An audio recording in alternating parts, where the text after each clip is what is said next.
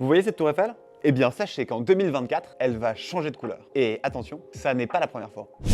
La Dame de Fer a connu cette couleur depuis sa construction en 1889. À ses débuts, elle est habillée de rouge-brun de Venise, une couleur brique un peu rose qui va parfaitement avec son inauguration. Elle évoque en effet la teinture de minium de fer utilisée comme sous-couche de protection de la tour. On abandonne le rouge-brun fondateur pour une couleur ocre en 1892, puis pour un dégradé de jaune en 1900.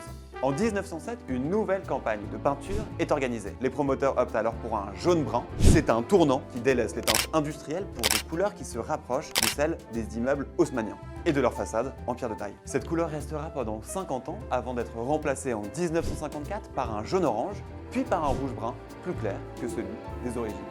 En 1964, la tour Eiffel devient un monument historique. Une nouvelle teinte de couleur est alors créée.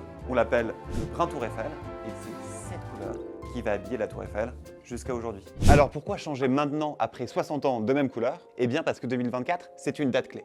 Tout d'abord, c'est les Jeux Olympiques de 2024 qui se déroulent à Paris. C'est également le centenaire de la mort de Gustave Eiffel. Les promoteurs ont d'ailleurs choisi sa couleur préférée, celle de 1907. Mais malheureusement, tout ça a pris un peu de retard. Le Covid a en partie arrêté les travaux et on a découvert du plomb dans la peinture, obligeant les travailleurs à plus de mesures de sécurité. La tour sera donc partiellement repeinte en 2024 et la fin des travaux est prévue pour 2026.